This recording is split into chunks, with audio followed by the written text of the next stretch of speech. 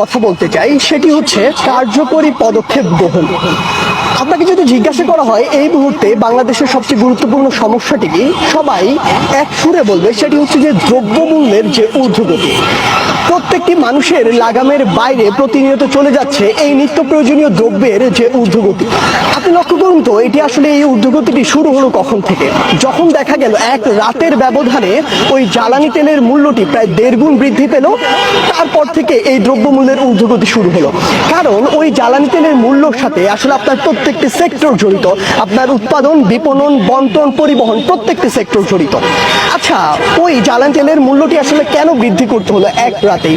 কারণ আইএমএফ থেকে একটি শর্ত দেয়া হলো যে আমরা যদি আইএমএফ থেকে লোন পেতে চাই, একটি শর্ত হচ্ছে যে আমাদের এই যে জ্বালানি তেলের মূল্যটি সেটি সমন্বয় করতে হবে। আচ্ছা, আমাদের আইএমএফ থেকে আসলে লোনের কেন প্রয়োজন হলো? কারণ দেখা গেল যে আমাদের এই বাংলাদেশে হঠাৎ করে একটি রিজার্ভের যে পতন সেটি শুরু হলো।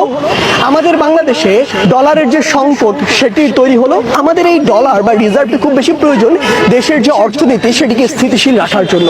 আমরা আমাদের বৈদেশিক যত আমদানি করি সেটি আমরা ডলারে যেহেতু অর্থটি পরিশোধ করি, এটি আমাদের অনেক বেশি প্রয়োজন। কিন্তু হঠাৎ করে যখন এই সংকটটি দেখা দিল তখন আমাদেরকে আইএমএফ এর দ্বারস্থ হতে হলো।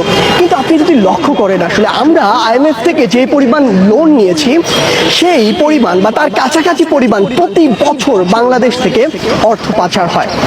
আপনি যদি লক্ষ্য করেন বিগত 15 বছরে বাংলাদেশ থেকে যে পরিমাণ অর্থের পাচার হয়েছে সেই অর্থ দিয়ে পুরো বাংলাদেশের 2 বছরের বাজেট দেয়া যেত।